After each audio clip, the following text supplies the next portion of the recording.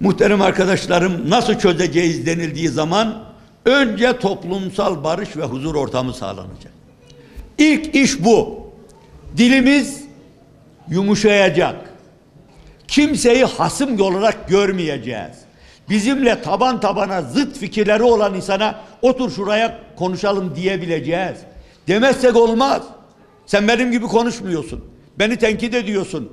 Bu ne demek ya? Demeyeceğiz.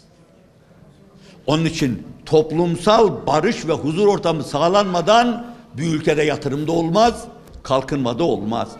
Terörle etkin ve çok boyutlu mücadele edeceğiz. Demin söyledim. Bunun ekonomik tarafı var, eğitim tarafı var, sosyal tarafı var. Burada yaşayan halkın psikolojik tarafı var. Ben bazı arkadaşlarımızı, kardeşlerimizi burada dinlediğim zaman içim parçalanıyor. İki derede bir arada kalmış. Ne edeceğini bilemiyor. Olmaz ya. Kimseyi bu noktaya itelemeye, hükümetin de başkalarının da hakkı yok. Siz içinde yaşadığınız için benim söylediğimden daha fazlasını mutlaka biliyorsunuz. Ahlak ve maneviyat bizim en önde giden bayrağımız olacak. Yetim malına sahip çıkar gibi çıkmak mecburiyetindeyiz bize emanet edilen her şeye. Olmazsa olmaz. Etkiden ve ön yargıdan kurtulmuş bir adalet sistemi. Hakimler Cumhurbaşkanı ne diyecek diye bekliyorsa bir karar vermeden orada adalet olmaz. Orada adalet sağlanamaz. Savcı tepeden gelecek emirle adamları tutuklayıp hapse atıyorsa olmaz. Geçen gün bizim bir arkadaşımız bir mahkemeye girdi. Bizim yönetim kurulu üyemiz. Herkes bilir ki bizim Fethullah Gülen'le siyasi hayatımız boyunca görüşlerimiz çakışmadı. Aynı noktada olmadık. Bizim içimizde bundan dolayı kimse yok. Ama bir arkadaşımızı hem de avukatı tutukladılar. Uzun zaman hapiste tuttular. Son mahkemesine gittim. Tabii erimiş, iri yapılı bir arkadaşımız. Hakim diyorlar, başka bir toplantı için erken ayrıldım karar okunmadan önce. Hakim geldi, tutukluluğunun devamına dedi, hemen kalktı gitti, dediği bile tam anlaşılmadı diyor arkadaşlar. Niye? Bana göre utancından. Öyle bir kararı vermemesi icap ettiğini idrak ediyor ama bugün kendisi böyle bir kararı vermeye kendisini mecbur addediyor. Böyle adalet olmaz. Olmaz, olmaz. Bugün içinizde bu sıkıntıyı çeken bir sürü arkadaşımız vardır. Çok kişi söylüyor. Bunu dile getirin. Ya dile getiriyoruz da icraata etkimiz yok ki. Sadece dile getiriyoruz.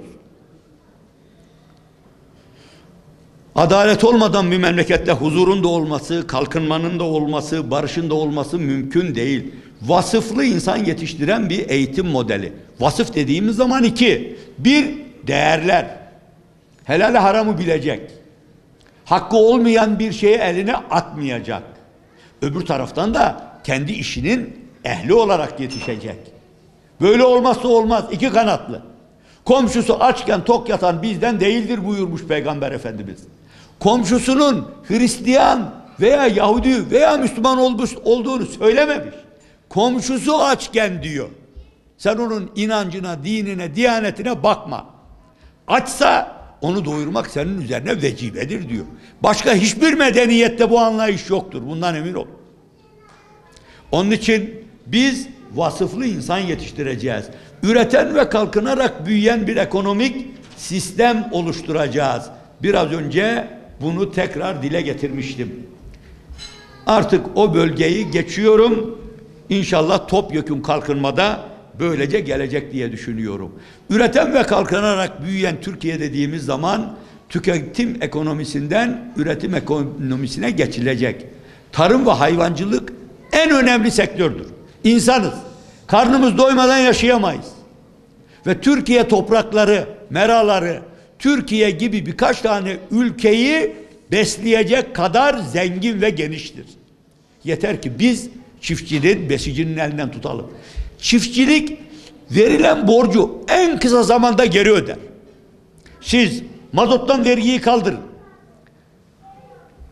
gübreden kaldırın, ilaçtan kaldırın, yeri geldiği zaman bunu borç diye çiftçiye verin, hasat zamanında da mal aşağılarda sürünmesin diye bir alım yapın, çiftçi size verdiğiniz bütün borcu 9 ay içinde geri öder.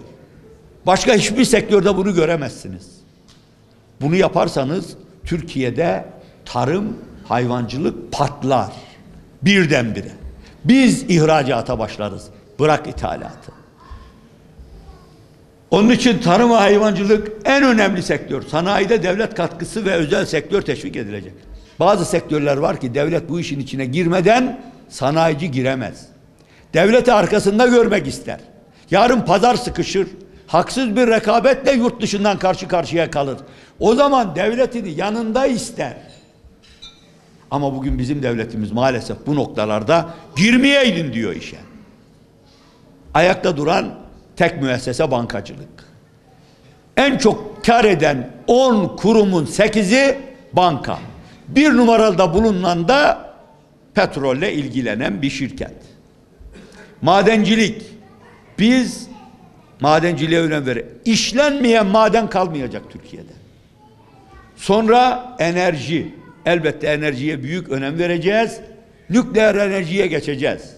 Türkiye nükleer enerjiye geçemiyor. Niye? İzin vermiyorlar. 61 yılında 1961'de Mersin'de bir nükleer santral kurulmasına karar verilmiş. 56 sene olmuş. Temeli bile atılmadı bir tanesinin. Olur mu böyle bir şey? Bu ne manaya geliyor? Engelleniyor.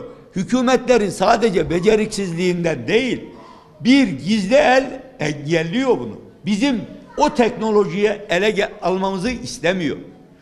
Ar-Ge ve inovasyona, yüksek teknolojiye para vereceğiz. Emin olun ilk adım burada atılır. Eğer biz buraya gerekli önemi verelim, en az 200-300 bin gence iş imkanı doğar. Aniden. Ve buraya ödenen para çok hızlı kendini geri çevirir.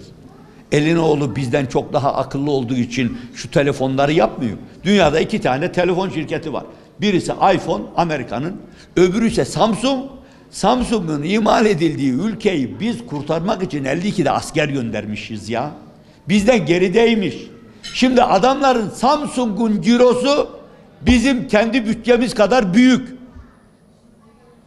Onlar beceriyor da niye biz beceremedik? Öbür taraftan da savunma sanayi ve ilaç sanayi. İlacı özellikle söylüyorum. Bize bir şeyler yapıyorlar.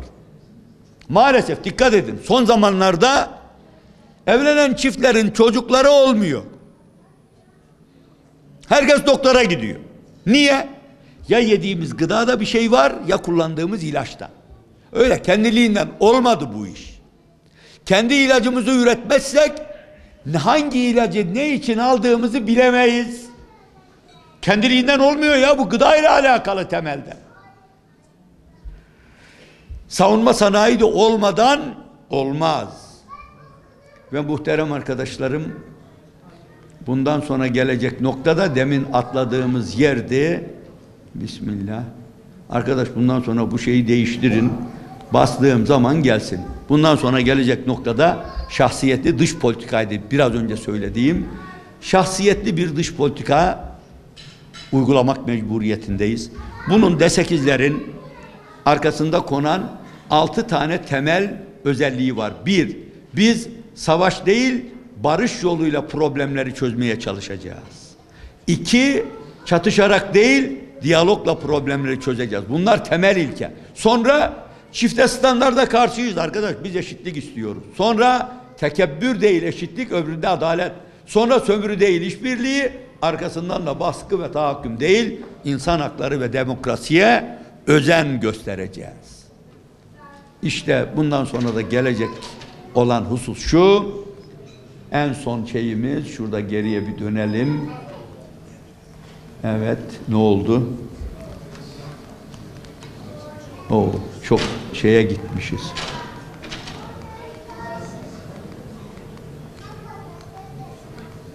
Evet, biz şahsiyetli dış politikaya gelince D8'leri canlandıracağız. Çünkü bu 8 ülke bir araya geldiği zaman dünyada bir güç ifade eder. İslam İşbirliği Teşkilatı'na hayatiyet kazandıracağız. Maalesef 40 senedir, 50 senedir buzdolabına konulmuş gibi, mevta gibi duruyor Suudi Arabistan'da. Avrupa Birliği, Amerika Birleşik Devletleri ve NATO ile ilişkilerimizi yeniden gözden geçireceğiz. Bunlar bize dostane davranmıyorlar. Avrupa Birliği başımıza da ensemizde boza pişiriyor. Tamam, yanlışlıklarımız var ama bugün takip ettikleri yol değil. Bağımsız bir Kuzey Kıbrıs'ı muhafaza edeceğiz. Kıbrıs görüşmesi diye bir görüşmemiz yok bizim gündemimizde. Bitti problem orada. Biz komşularımızla, komşu ve bağlantısız ülkelerle irtibatımızı güçlendireceğiz. Brezilya, Rusya, Çin, Japonya vesaire gibi. Bunlar daha büyük devletler. Kriz bölgelerinde huzur ve barışın tesisi için özel çalışmalar yapacağız. Sayın Temel Karamoğlu Başkanımıza çok teşekkür ediyoruz. Allah razı olsun. Allah var. Öyleymiş. Saadet Partisi ilk başkanımızın